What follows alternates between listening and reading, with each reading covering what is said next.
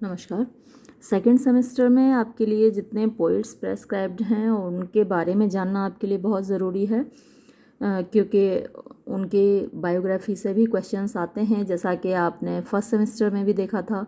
जितने ऑथर्स थे आपके सिलेबस में उनके बायोग्राफिकल क्वेश्चंस उनके ऊपर आए थे। तो सबसे पहला पोइट आपके लिए विलियम शेक्सपियर है और उसके लाइफ वर्क्स पर मैं एक डिटेल्ड वीडियो अपलोड कर चुकी हूँ। और सेकंड पोइट जो आपके लिए प्रेस्क्राइब्ड है वो है जॉन मिल्टन। तो आज के वीडियो में हम जॉन मिल्टन की बात करेंगे। सबसे पहले तो उसका ईयर ऑफ बर्थ और ईयर ऑफ डेथ दोनों नोट कर लीजिए, दोनों ही इम्पोर्टेंट हैं आपके लिए।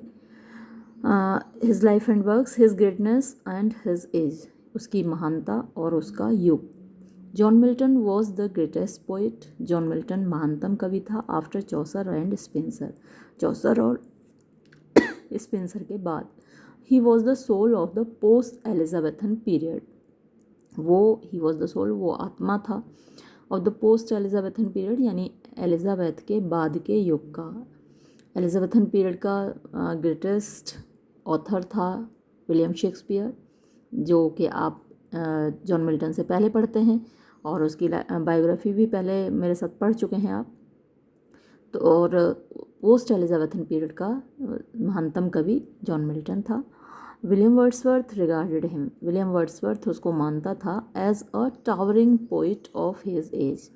टावरिंग मतलब जो सर्वोच्च होता है, टावर होती है ना, मीनार होती है, बहुत सबसे ऊंची होती है, तो उसी तरीके का कवि मानता था अपने युग का। एंड रोट, और उसने लिखा, thy soul was like a star, तुम्हारी आत्मा एक सितारे की तरह थी। ये विलियम वर्ड्सवर्थ ने लिखा है मिल्टन के बारे में, ये भी आपको याद रखना है।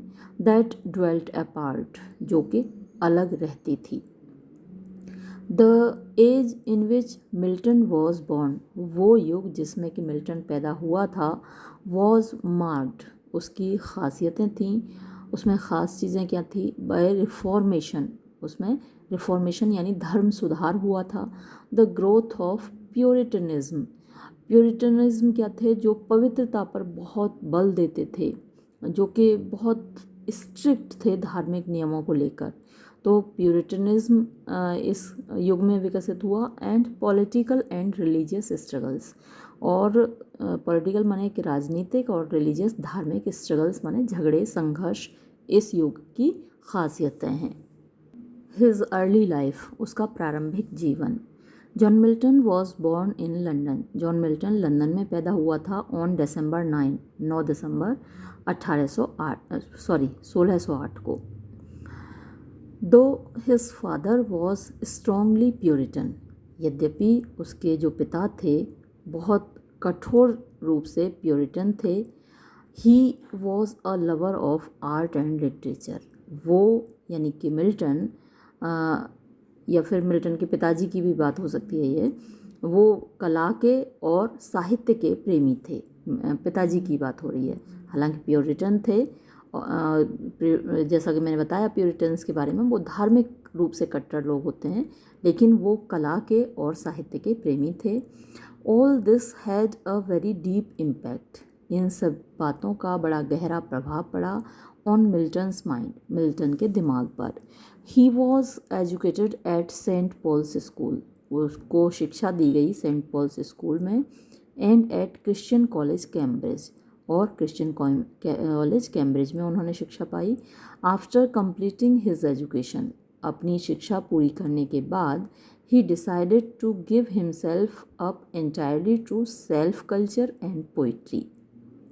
ही डिसाइडेड, उसने निश्चय किया, टू गिव हिमसेल्फ, अपने आप को समर्पित करने का, अप एंटायरली मीन्स पूरी तरीके से, टू सेल्फ कल्चर यानी आत्म सुसंस्कृत करने की ओर, यानी अपने आप को कल्चर्ड बनाने की ओर, एंड पोइट्री और कविता की ओर उसने अपने आप को समर्पित कर दिया, डिवोट कर दिया।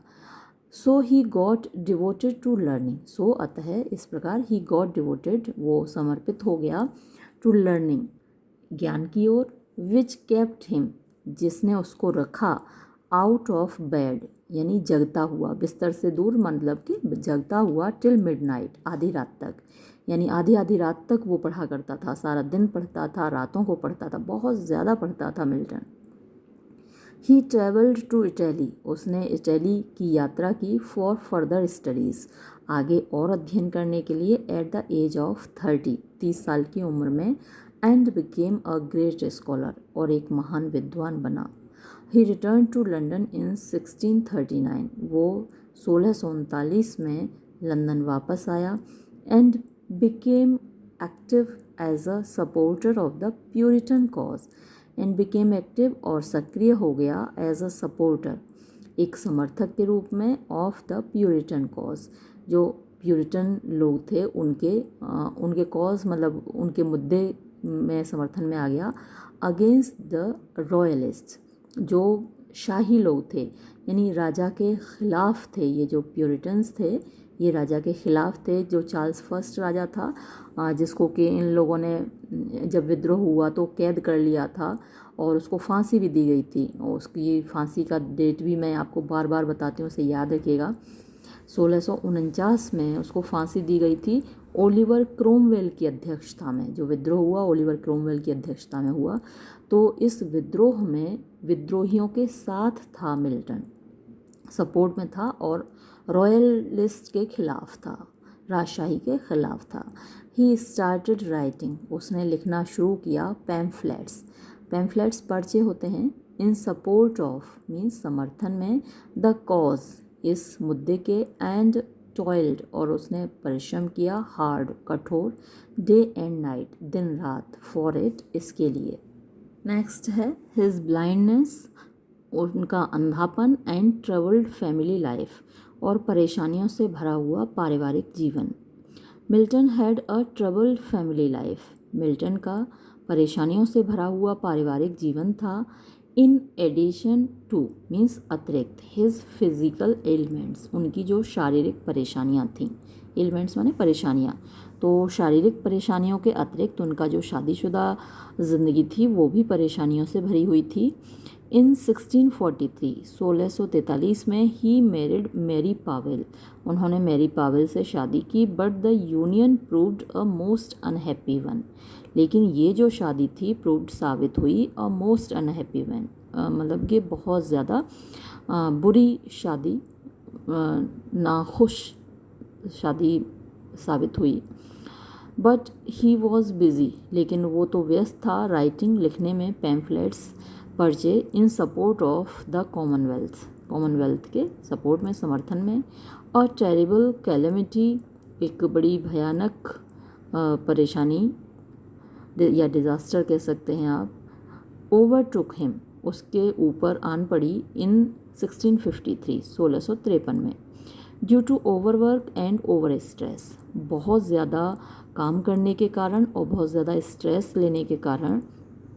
ही लॉस्ट हिज आई साइट, उसकी आँखों की रोशनी चली गई, and he became totally blind, और वो पूरी तरह अंधा हो गया।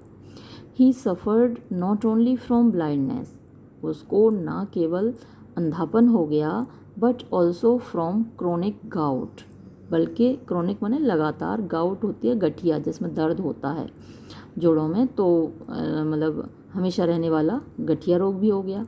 एंड अनग्रेटफुलनेस ऑफ हिज चिल्ड्रन, और उसके जो बच्चे थे वो भी उसके प्रति अनग्रेटफुल यानी कि कृतज्ञ साबित हुए।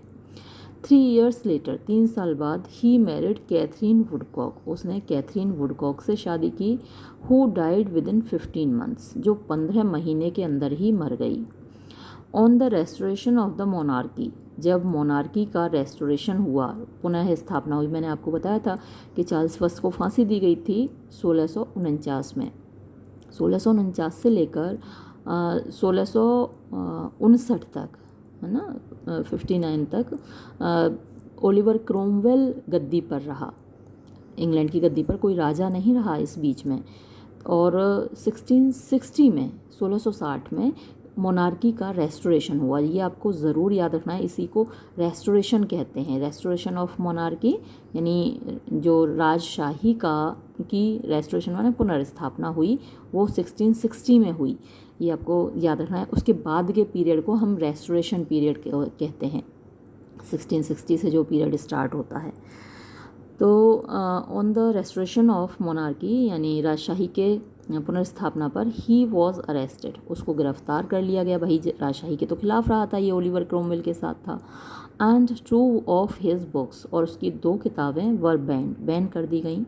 बट लेकिन ही वॉज सून रिलीज्ड, जल्द ही उसे छोड़ दिया गया, आज़ाद कर दिया गया। बाय दिस टाइम, इस समय तक, ही हैड टर्न पुअर, वो गरीब हो चुका था, एंड लोनली, और अकेला हो चुका था। ही वॉज हाईली डिस्ट्रेस्ड, वो बहुत ज़्यादा परेशान था। बाय द अनफिलियल कंडक्ट, अनफिलियल मतलब जिसमें पिता के प्रति प्यार नहीं होता, तो कंडक्ट माने व्यवहार, तो उसकी ऑफ हिज डॉटर्स, उसकी बेटियों का व्यवहार उसके प्रति अच्छा नहीं था। बाय हिज फर्स्ट वाइफ, जो कि उसकी पहली पत्नी से पैदा हुई उसकी बेटियां थीं। हाउएवर, किंतु हिज थर्ड वाइफ, उसकी तीसरी पत्नी Elizabeth Mitchell, brought comfort to him, वो उसकी ज़िंदगी में कुछ राहत लेकर आई।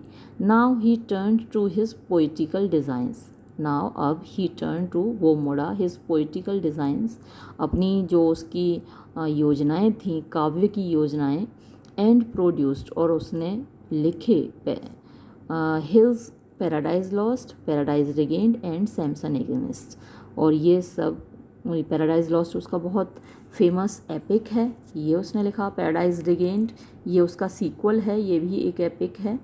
पैराडाइज लॉस्ट में 12 बुक्स हैं, पैराडाइज रिगेन्ड में 4 बुक्स हैं। ये मैंने एपिक पर जब वीडियो बनाई थी आपके लिए, डिटेल्ड वीडियो, उसमें सब मेंशन किया हुआ है। और सैमसन एगेनिस्ट उसका बहुत फेमस नाटक है, ये सब उसने लिखा। इन दीज वर्क्स, इन रचनाओं में मिल्टन एपियर्स, मिल्टन दिखाई देता है, हमारे सामने आता है, as a master of blank verse, blank verse के एक मास्टर के रूप में। मास्टर मतलब जो बहुत अच्छा प्रयोग करता है ब्लैंक वर्स का। ही डाइड, उसकी मृत्यु हुई ऑन नवंबर 8, 1674, 8 नवंबर 1674 को। हिज लिटरेरी वर्क्स, उनके जो साहित्यिक रचनाएं हैं। एमंग हिज अर्ली पोइम्स, उनकी शुरुआती कविताओं में द बेस्ट नोन, सबसे ज़्यादा जानी मानी, आर हिज सोनेट्स, वो उनकी सोनेट्स हैं ऑन द इटालियन पैटर्न, ये ज़रूर याद रखिएगा आप। वैसे तो मैंने जब आपको ऑन हिज ब्लाइंडनेस पढ़ाया था तो मैंने उसमें बताया था कि वो पैटर्न इटालियन पैटर्न है, मिल्टन इटालियन पैटर्न को फॉलो करता है, और इटालियन पैटर्न क्लासिकल पैटर्न भी कहलाता है। His ode on the morning of Christ Nativity, L'Allegro, Il Penseroso, Comus and Lycidas elegy है उनकी, ये भी याद रखिएगा। वैसे तो एलेजी वाले वीडियो में मैंने आपको बताया हुआ है। तो ये सारी उनकी कविताएं हैं। Towards the decline of his life, अपने जीवन के अंतिम पड़ाव पर, ही रोट, उन्होंने लिखा, एंड पब्लिश्ड, और प्रकाशित किया, हिज पैराडाइज लॉस्ट, अपना जो महान ग्रंथ है, जो महाकाव्य है, वो पैराडाइज लॉस्ट 1667, 1667 में। इन ऑर्डर टू, और वो किस लिए, उसका पर्पज़ उन्होंने क्या बताया है। असर्ट मीन्स स्थापित करना, कहना। इटर्नल प्रोविडेंस, इटर्नल मीन्स शाश्वत, इमॉर्टल। प्रोविडेंस जो न्याय है ईश्वर का। एंड जस्टिफाई, और न्याय संगत ठहराना। द वेज ऑफ गॉड, ईश्वर के तौर तरीके, टू मैन, मनुष्यों के प्रति। तो पैराडाइज लॉस्ट में उनका पर्पज़ क्या है कि ईश्वर जो भी करता है मनुष्यों के प्रति उसको जायज़ ठहराना, उसको जस्टिफाई करना, और ईश्वर के न्याय का बखान करना। ही ऑल्सो प्रोड्यूस्ड, इसके अलावा उन्होंने लिखा Paradise Lost and Samson Agonistes together in 1671। तो आप देख रहे हैं कि यहाँ पर थोड़ी सी गड़बड़ कर रखी है इन्होंने, ऊपर पैराडाइज लॉस्ट 1667 और यहाँ कर दिया Paradise Lost and Samson Agonistes together in 1671। ये ऐसी गलतियाँ आपको सभी किताबों में मिलेंगी, तो ये प्रिंटिंग मिस्टेक्स होती हैं। अब यहाँ पर पता है पैराडाइज लॉस्ट की बजाय यहाँ पर आना चाहिए पैराडाइज रिगेन्ड, तो आप अपने में नोट कर लीजिएगा कि पैराडाइज रिगेन्ड और सैमसन एगेनिस्ट साथ में पब्लिश हुए 1671 में, और पैराडाइज लॉस्ट की यही डेट सही है 1667। 1667 में पैराडाइज लॉस्ट और 1671 में ये दोनों ही पब्लिश हुए, पैराडाइज रिगेन्ड और Samson Agonistes. His Paradise Lost is a religious book, उनका जो पैराडाइज लॉस्ट है वो एक रिलीजियस एपिक है, धार्मिक महाकाव्य है। And his Samson Agonistes is a poetic drama, और सैमसन एगनेस्ट मैंने आपको पहले ही बताया था कि ये एक ड्रामा है, पोइटिक ड्रामा है और क्लासिकल फॉर्म में लिखा गया ड्रामा है। जैसे जो शेक्सपियर के ड्रामास हैं वो रोमांटिक फॉर्म में लिखे गए हैं, लेकिन मिल्टन का जो ड्रामा है वो क्लासिकल फॉर्म में लिखा गया ड्रामा है। वो क्लासिकल फॉर्म को ही हर जगह फॉलो करता है। मैंने उसकी सोनेट्स के बारे में भी आपको बताया, वहाँ भी वो क्लासिकल फॉर्म को फॉलो करता है, और ड्रामा लिखता है तब भी क्लासिकल फॉर्म को ही फॉलो करता है।